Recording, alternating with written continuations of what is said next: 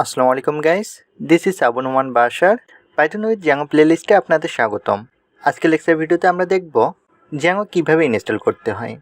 Zango মূলত দুভাবে install করা যায়, একটি হচ্ছে সেপারেটলি ভার্চুয়াল এনভায়রনমেন্টে আর অপরটি হচ্ছে গ্লোবালি। এখন কোশ্চেন হচ্ছে, কেন আমরা ভার্চুয়াল এনভায়রনমেন্টে জ্যাঙ্গো ইনস্টল করব বা গ্লোবালি জ্যাঙ্গো ইনস্টল করব। প্রথমে আমি আলোচনা করব কেন আমরা ভার্চুয়াল এনভায়রনমেন্টে জ্যাঙ্গো ইনস্টল করব। ভার্চুয়াল এনভায়রনমেন্টে আমরা জ্যাঙ্গো ইনস্টল করব, এর মেইন অ্যাডভান্টেজ হচ্ছে আমার ফুল সিস্টেমের উপর জ্যাঙ্গো কোনো ইফেক্ট ফেলবে না, বা আমার সিস্টেমের উপর শুধুমাত্র ওই প্রজেক্টের জন্যই জ্যাঙ্গো কাজ করবে। সেক্ষেত্রে আমার সিস্টেম অনেক বেশি ফ্রি থাকবে। আর কোনো কারণে যদি একই প্রজেক্টে জ্যাঙ্গোর ডিফারেন্ট ভার্সন নিয়ে কাজ করার প্রয়োজন হয়, সেক্ষেত্রে আমরা ভার্চুয়াল এনভায়রনমেন্টের ভিতর ডিফারেন্ট জ্যাঙ্গোর ভার্সন নিয়ে কাজ করতে পারবো। সো আমরা যদি তুলনা করি, গ্লোবালির চেয়ে ভার্চুয়াল এনভায়রনমেন্টে জ্যাঙ্গো ইনস্টল করা বেটার। আর গ্লোবালি কী জিনিস? গ্লোবালি হচ্ছে আমরা স্পেসিফিকভাবে কোনো প্রজেক্টের জন্য জ্যাঙ্গো ইনস্টল করব না, তা না করে আমরা ফুল সিস্টেমের জন্য জ্যাঙ্গো ইনস্টল করে রাখবো। সো আমরা যখন গ্লোবালি জ্যাঙ্গো ইনস্টল করে রাখবো, তখন আমাদের সিস্টেমের উপর একটা ইফেক্ট ফেলে এবং আমাদের সিস্টেমকে বিজি রাখে। সো এটা আমাদের সিস্টেমের জন্য একটু হার্মফুল। সো আমরা সর্বদাই ভার্চুয়াল এনভায়রনমেন্টে জ্যাঙ্গো ইনস্টল করবো। বাট আজকে লেকচার ভিডিওতে আমি দেখাই দেব কীভাবে ভার্চুয়াল এনভায়রনমেন্টে জ্যাঙ্গো ইনস্টল করতে হয় এবং গ্লোবালি জ্যাঙ্গো ইনস্টল করতে হয়। প্রথমে আমরা দেখব ভার্চুয়াল এনভায়রনমেন্টে কীভাবে জ্যাঙ্গো ইনস্টল করতে হয়। So let's see. ভার্চুয়াল এনভায়রনমেন্টে জ্যাঙ্গো ইনস্টল করার জন্য আমাদেরকে প্রথমে আসতে হবে সিএমডিতে। এখানে একটা জিনিস ক্লিয়ার করা ভালো, সেটি হচ্ছে জ্যাঙ্গো ইনস্টল করার আগে আমাদের সিস্টেমে অবশ্যই পাইথন এবং পিপ ইনস্টল থাকতে হবে। অলরেডি আমি দেখিয়ে দিয়েছি পাইথন কিভাবে ইনস্টল করতে হয় এবং পিপ কিভাবে ইনস্টল করতে হয়। সো আমরা পাইথনের ভার্সন আমরা চেক করতে পারি, বা আমাদের সিস্টেমে পাইথন ইনস্টল আছে কি না সেটি আমরা চেক করতে পারি এই কমেন্টের মাধ্যমে, পাইথন ভার্সন। অ্যান্ড সেকেন্ড, পিপ আমরা চেক করতে পারি, পিপ ভার্সন। এখন কোশ্চেন হচ্ছে, পিপ তো আমরা আলাদাভাবে ইনস্টল করিনি, তাহলে পিপ আমাদের কোথায় থেকে আসলো? আমরা যখন পাইথন ইনস্টল করেছিলাম তখন আমরা পিপে টিক চিহ্ন দিয়ে নিয়েছিলাম। আমরা পাইথন ইনস্টলের সময় পিপে টিক চিহ্ন নেওয়ার কারণে পাইথনের সঙ্গে সঙ্গে আমার পিপ ইনস্টল হয়ে গেছে। সো এবার আমরা একটা জিনিস চেক করে নেব, আমার সিস্টেমে জ্যাঙ্গো ইনস্টল করা আছে কি না। সো জ্যাঙ্গো আমার সিস্টেমে ইনস্টল করা আছে কি না সেটি আমরা চেক করতে পারি এই কমেন্টের মাধ্যমে, জ্যাঙ্গো অ্যাডমিন ভার্সন। সো এখানে আমাদের দেখাচ্ছে Django admin is not recognized as an internal or external command. That means আমার সিস্টেমে জ্যাঙ্গো ইনস্টল নেই। সো আমরা প্রথমে দেখব ভার্চুয়াল এনভায়রনমেন্টে কীভাবে জ্যাঙ্গো ইনস্টল করতে হয়। তাহলে প্রথমে আমাকে ভার্চুয়াল এনভায়রনমেন্ট ক্রিয়েট করতে হবে, তারপর সে ভার্চুয়াল এনভায়রনমেন্টের ভিতরে জ্যাঙ্গো ইনস্টল করতে হবে, রাইট? সো আমরা প্রথমে ভার্চুয়াল এনভায়রনমেন্ট ক্রিয়েট করে নেব। ভার্চুয়াল এনভায়রনমেন্ট ক্রিয়েট করার আগে আমাকে ভার্চুয়াল এনভায়রনমেন্টের জন্য সেট আপ ক্রিয়েট করতে হবে। সো ভার্চুয়াল এনভায়রনমেন্টের সেট আপ ক্রিয়েট করার জন্য আমাকে এই কমেন্টটি লিখতে হবে, pip install virtual ENV wrapper -win। So আপনাদের নেট স্পিড এবং আপনাদের কম্পিউটারের কনফিগারেশনের উপর এখানে একটু সময় নেবে। সো এটি আমার ভার্চুয়াল এনভায়রনমেন্ট ক্রিয়েট করেনি, ভার্চুয়াল এনভায়রনমেন্টের জন্য সেট আপ ক্রিয়েট করেছে। That means virtual environment wrapper provide করেছে। এখন আমাদেরকে ভার্চুয়াল এনভায়রনমেন্ট ক্রিয়েট করতে হবে। সো ভার্চুয়াল এনভায়রনমেন্ট ক্রিয়েট করার জন্য আমাকে এই কমেন্টটি লিখতে হবে, এমকে ভার্চুয়াল ইএনভি। আপনারা ভার্চুয়াল এনভায়রনমেন্টের নাম আপনাদের ইচ্ছা মতো দিতে পারেন। এটি যেহেতু আমাদের ফার্স্ট ভার্চুয়াল এনভায়রনমেন্ট, সে কারণে আমরা নাম দিচ্ছি ফার্স্ট। এখানে এমকে মানে বোঝাচ্ছে মেক ভার্চুয়াল এনভায়রনমেন্ট, আর ভার্চুয়াল এনভায়রনমেন্টের নাম আমরা দিচ্ছি ফার্স্ট। সো আমরা ইন্টার চাপ দিচ্ছি। এখানে লক্ষ্য করে দেখুন অলরেডি আমার ভার্চুয়াল এনভায়রনমেন্ট ওপেন হয়ে গেছে। আগের কমেন্টে দেখেন আপনি ডিরেক্টলি সি থেকে শুরু হয়েছে, আমরা ভার্চুয়াল এনভায়রনমেন্টের নাম দিয়েছিলাম ফার্স্ট। অ্যান্ড পরের লাইনে আমরা দেখতে পাচ্ছি আমাদের ভার্চুয়াল এনভায়রনমেন্ট ওপেন হয়ে গেছে অ্যান্ড তারপর আমাদের পাথ। এখন কোনো কারণে যদি আমাদের এই ভার্চুয়াল এনভায়রনমেন্ট ওপেন না হয়, সেক্ষেত্রে আমরা ম্যানুয়ালি ভার্চুয়াল এনভায়রনমেন্ট ওপেন করতে পারি। সেটি কিভাবে? আমরা নতুন একটি সিএমডি নিচ্ছি, নিয়ে এখানে আমাদেরকে একটি কমেন্ট লিখতে হবে, সেটি হচ্ছে ওয়ার্ক অন আমাদের ভার্চুয়াল এনভায়রনমেন্টের নাম। আমরা ভার্চুয়াল এনভায়রনমেন্টের নাম দিয়েছিলাম ফার্স্ট, দেন আমরা ইন্টার চাপ দেব।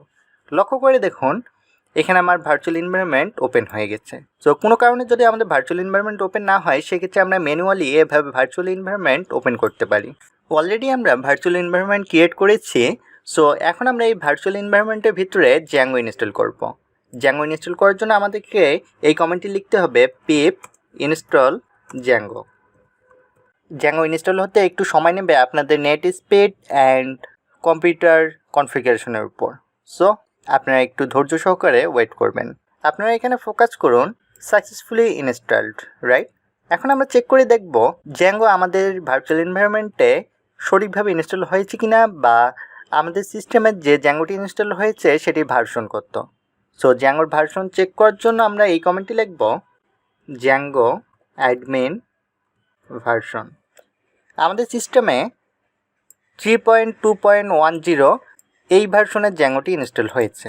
এখন আমরা দেখব আমরা তো ভার্চুয়াল এনভায়রনমেন্টে জ্যাঙ্গো ইনস্টল করলাম, এটি কি গ্লোবালি ইনস্টল হয়েছে কিনা সেটি আমরা চেক করব এভাবে। সো আমরা নতুন একটি সিএমডি নিচ্ছি, নিয়ে সো এখানে আমরা লিখব জ্যাঙ্গো ভার্সন। লক্ষ্য করে দেখুন Django admin is not recognized as an internal or external command. তার মানে জ্যাঙ্গো শুধুমাত্র আমার এই ভার্চুয়াল এনভায়রনমেন্টের জন্যই ইনস্টল হয়েছে, আমার ফুল সিস্টেমের জন্য জ্যাঙ্গো ইনস্টল হয়নি। সো এটি আমার সিস্টেমের জন্য অনেক ভালো। সো আমার ফুল সিস্টেমকে কখনোই বিরক্ত করবে না, শুধুমাত্র ওই প্রজেক্টের জন্য যতটুকু প্রয়োজন ততটুকুই জ্যাঙ্গো হেল্প করবে, বা ততটুকুতেই জ্যাঙ্গো কাজ করবে। অলরেডি আমরা ভার্চুয়াল এনভায়রনমেন্ট ক্রিয়েট করেছি এবং ভার্চুয়াল এনভায়রনমেন্টের ভিতর জ্যাঙ্গো ইনস্টল করেছি। এখন আমি চাচ্ছি জ্যাঙ্গোর ভিতর আমি যত কাজ করব সব কাজগুলো যাতে একটা ফোল্ডারের ভিতর থাকে, সেজন্য আমি একটি ফোল্ডার ক্রিয়েট করে নেব। আমরা যেহেতু প্রোগ্রামার, সো আমরা সিএমডিতে কাজ করব। সো আমরা চাইলে কিন্তু আমরা মাউসের রাইট বাটন ক্লিক করে নিউয়ে ক্লিক করে দেন ফোল্ডার, এভাবে আমরা ফোল্ডার ক্রিয়েট করতে পারি। আমরা যেহেতু প্রোগ্রামার তাই একটু স্ট্যান্ডার্ড ওয়েতে কাজ করব। সো সিএমডি থেকে ফোল্ডার ক্রিয়েট করার নিয়ম হচ্ছে MKDIR, that means make DIR. এর অর্থ হচ্ছে আমাকে একটি ফোল্ডার ক্রিয়েট করে দাও। এটি আমরা লাইভ দেখব যে সিএমডিতে আমরা যে কাজ করছি আমার এই পাতে সঠিকভাবে কাজ করছে কিনা, বা সঠিকভাবে আমরা আউটপুট পাচ্ছি কিনা সেটি আমরা লাইভ দেখব। সেজন্য আমরা সি ড্রাইভে যাচ্ছি, দেন ইউজার নোমান বাসার। সো আমরা ইউজারের ভিতর আসতেছি এবং নোমান বাসার। এখন আমরা আমাদের ফার্স্ট প্রজেক্ট নেম দিব জ্যাঙ্গো প্র্যাকটিস। আপনারা এখানে ফোকাস করে দেখুন এখানে জ্যাঙ্গো প্র্যাকটিস নামে কোনো ফোল্ডার নেই, রাইট?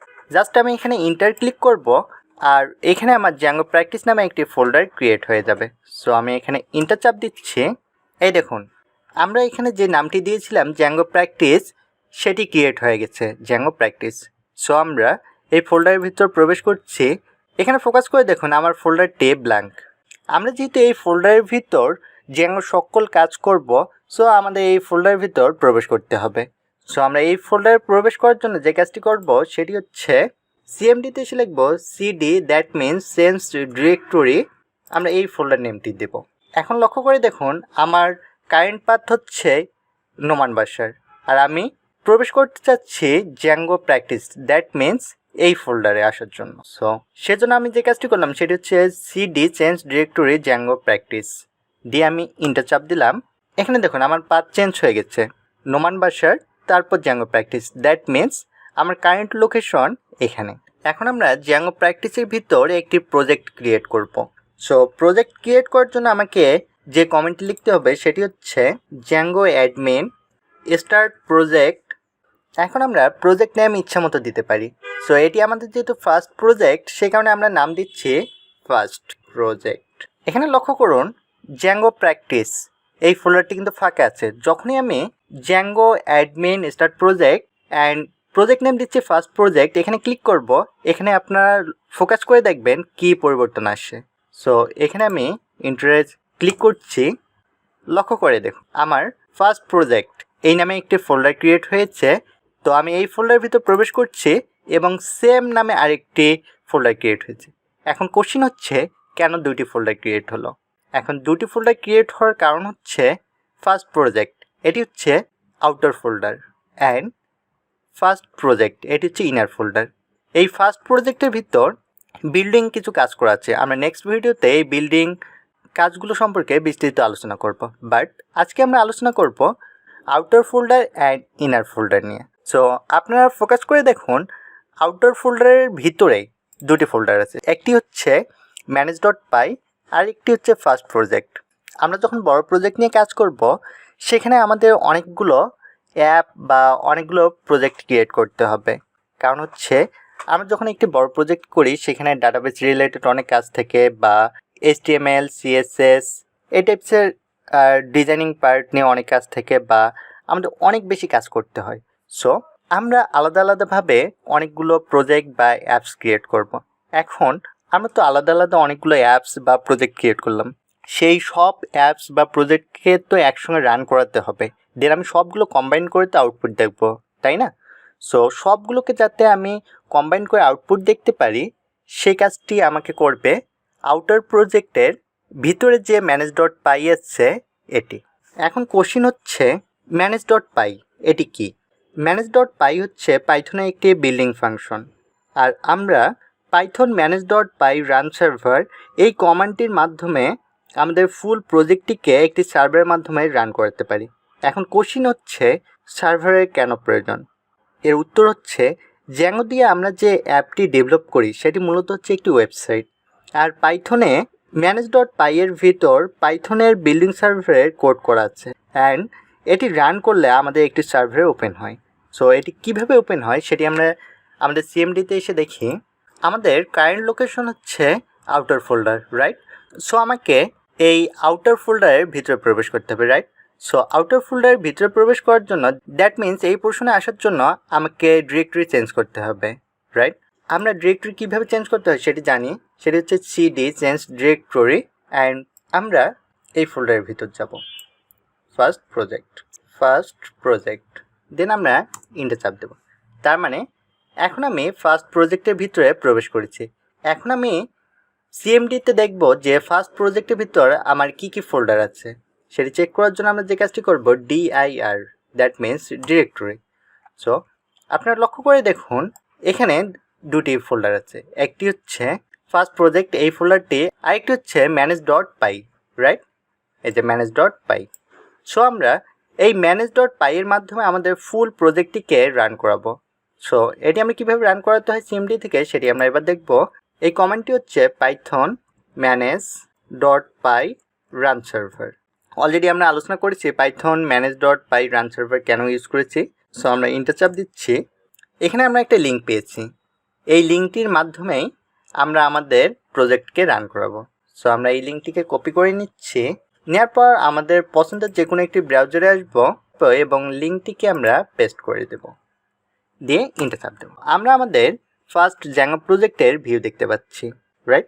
আমরা নেক্সট ভিডিওতে আলোচনা করব জ্যাঙ্গোতে কোন পোর্শনে কাজ কি বা কোন পোর্শন কিভাবে কাজ করে, অ্যান্ড আমরা আরও বিস্তৃত আলোচনা করব আমরা যখন প্রজেক্ট ক্রিয়েট করেছিলাম, প্রজেক্ট ক্রিয়েট করার সাথে সাথে আমার বিল্ডিং কিছু জিনিস এসে গেছে, এগুলো আমরা নেক্সট ভিডিওতে বিস্তৃত আলোচনা করব। সে পর্যন্ত আপনারা ভালো থাকবেন। আসসালামু আলাইকুম।